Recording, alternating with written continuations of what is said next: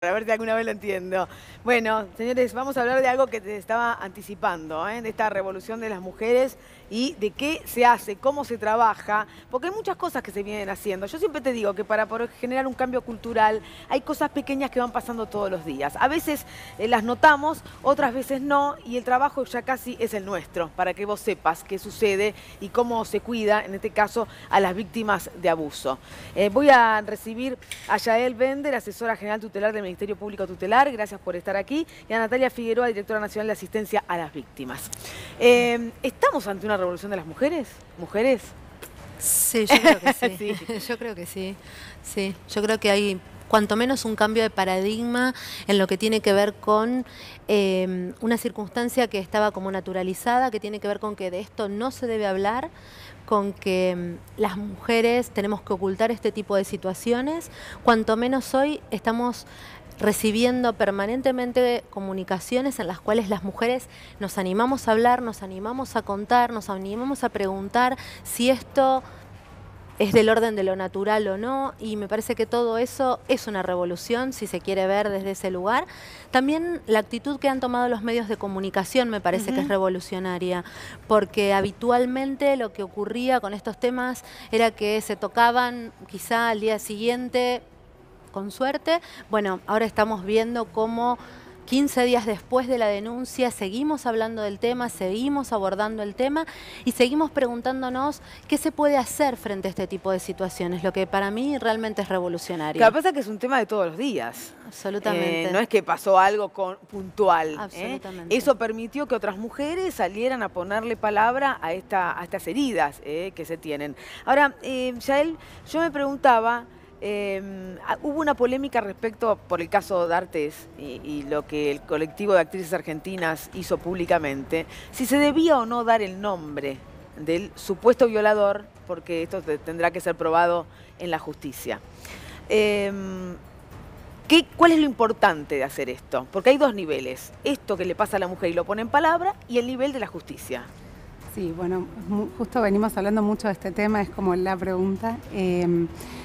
Por un lado, lo que sucedió con el caso puntualmente de D'Artés, que puede llegar a suceder también en la justicia, es que muchas de las denuncias que están apareciendo ahora ya prescribieron.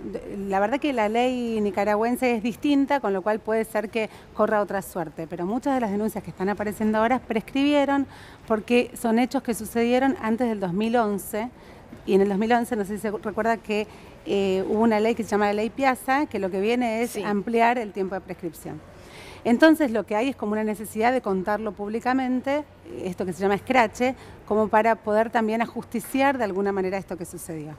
Lo que nosotros estamos preocupados con este tema es que en algunas situaciones es válido, porque la verdad que es la única manera que se sienta una reparación, pero con respecto a niños, niñas y adolescentes es distinta la situación. Está siendo muy habitual, porque los chicos suelen copiar muchas actitudes de los adultos, está siendo muy habitual el tema del escrache. Y nosotros creemos que... Incluso en las redes, ¿no? Los chicos toman las redes para, si alguna chica cuenta, que el resto empieza a escrachar. No es menor porque las redes amplifican las cosas de una manera irreparable. Uno no puede volver atrás cuando ya está dentro de las redes. Y lo que sucede es que cuando se trata de niños, hay una justicia que puede intervenir, una justicia que puede resolver una problemática, una justicia que puede determinar si estamos hablando de un delito o no. Y sobre todo... Y sobre todo en Ciudad de Buenos Aires, nosotros tenemos lo que se llama justicia restaurativa, que es todo aquel que comete un delito, sobre todo si es un niño o adolescente, la justicia tiene que restaurarlo, tiene que reparar de alguna manera, con distintas medidas, por ejemplo, la libertad asistida, con una remisión, con cumplimiento de tareas en algún establecimiento.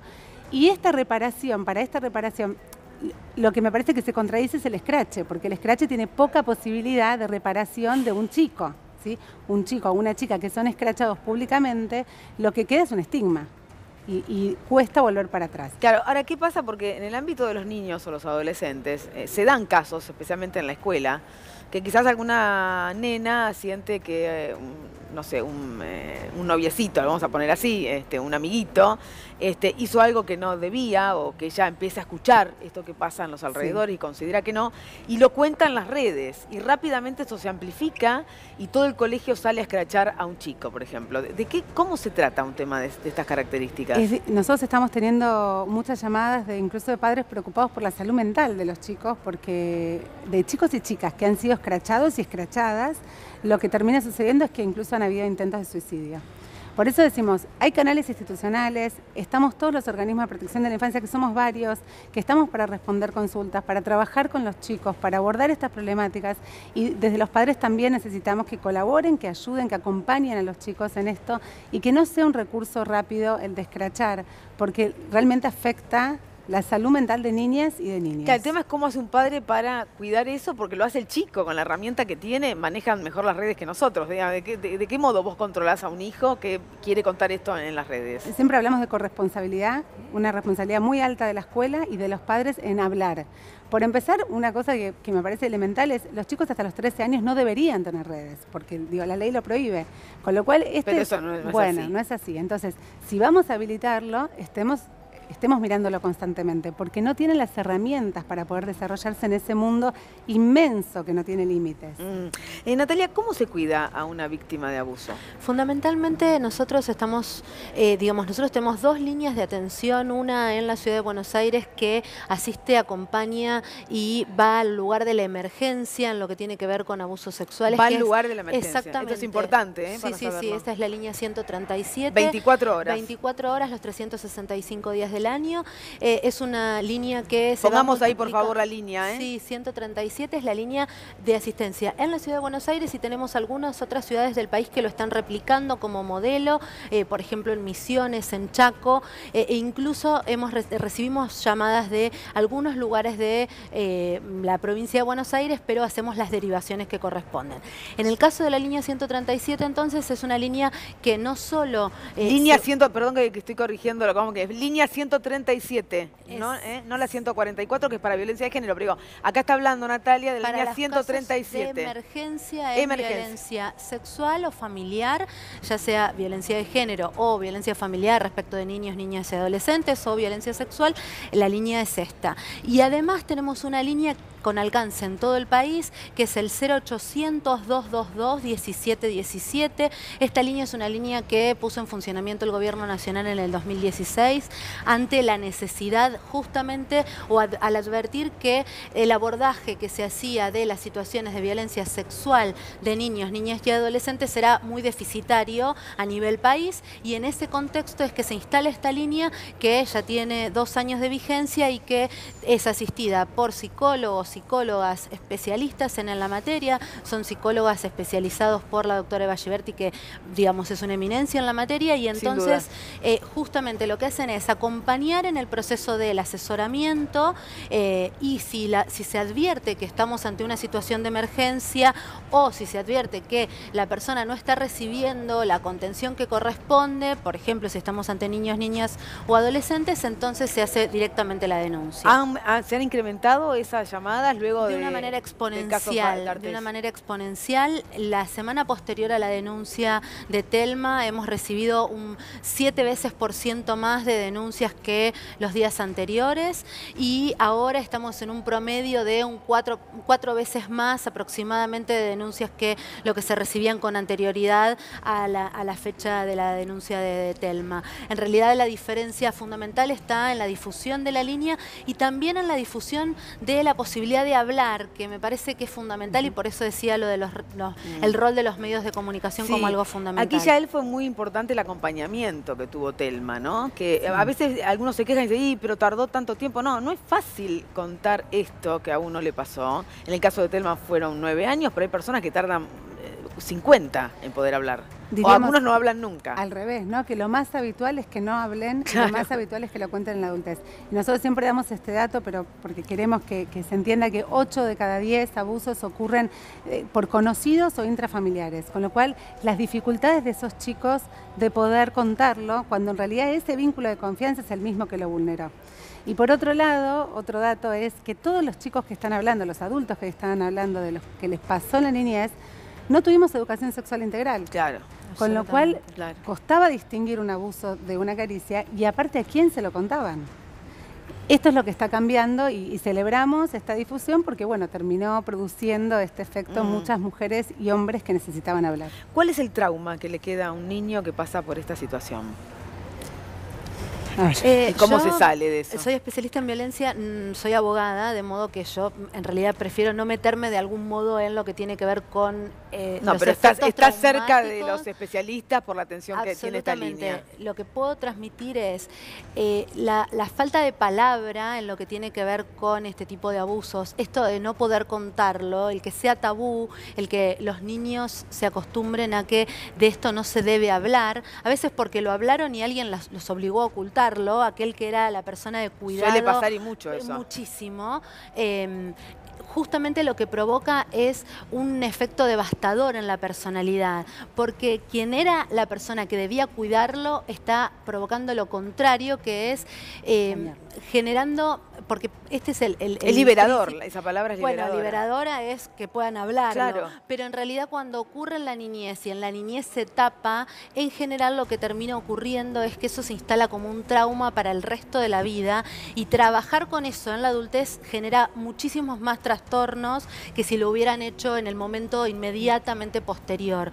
¿Por qué? Porque en realidad lo que es traumático, lo que se instala como trauma, tiene básicamente que ver con que la persona no encuentre a través de las redes de contención la protección para sobreponerse al trauma. En general los traumas se instalan cuando no reciben la atención adecuada en el momento adecuado. Por eso es que es tan complejo después, cuando ya son adultas o adultos, el poder hablar sobre eso y el poder sobreponerse a eso. Y genera trastornos múltiples, desde los niños y niñas, desde encopresis o digamos, dificultades en lo que tiene que ver con el control de esfínteres, hasta lo que tiene que ver con, nosotros detectamos casos en los cuales los niños y niñas no se dejan tocar para vestirse, no se dejan bañar, digamos, realmente la traumatización es de tan alta, tan grave, que en realidad lo que nosotros fundamentalmente transmitimos es a las mamás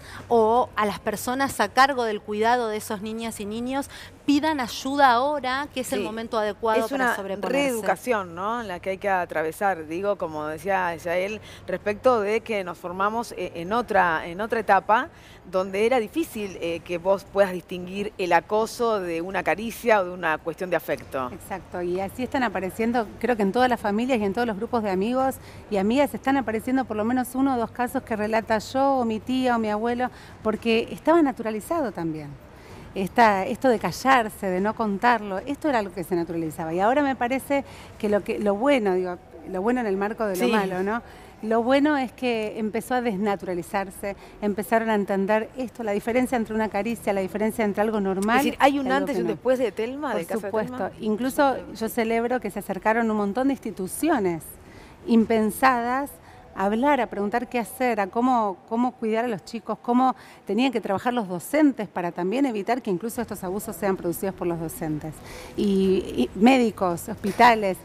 Y en esto de qué trauma genera, lo que nosotros sí podemos decir es qué indicadores tenemos que mirar. Porque los indicadores son justamente las actitudes que cambian en los chicos, que es lo que tenemos que estar atentos. Un cambio violento de conducta, un chico retraído, un chico que no duerme o que se duerme en clase, que no habla, que está triste, que no lo naturalicemos, que indaguemos. Indagar no es solamente preguntarle a la mamá o al papá. Indagar es hablar la institución, ver cómo se viene desarrollando, mirar los estudios. Una de las pruebas que hoy podemos analizar para ver si el abuso sucedió en la infancia, en un adulto, es justamente mirar las calificaciones o mirar cuál fue su desarrollo en la escuela y ver si hubo un momento disruptivo, algo que empezó a cambiar. ¿Y para qué llegar a la adultez para ver eso? Miremoslo ahora. O un médico que llega a un chico con una fractura, con un golpe, indaguemos. ¿Cuántas veces vino por un golpe? Eso va a producir una denuncia temprana. ¿Están los recursos hoy? Porque después viene la otra etapa, ¿no? Cuando hablamos de violencia de género y hablamos de los vínculos interfamiliares, aquí hay una cuestión de las mujeres que toman conciencia que son víctimas de esta violencia y quieren salir, pero no pueden porque no saben a dónde ir.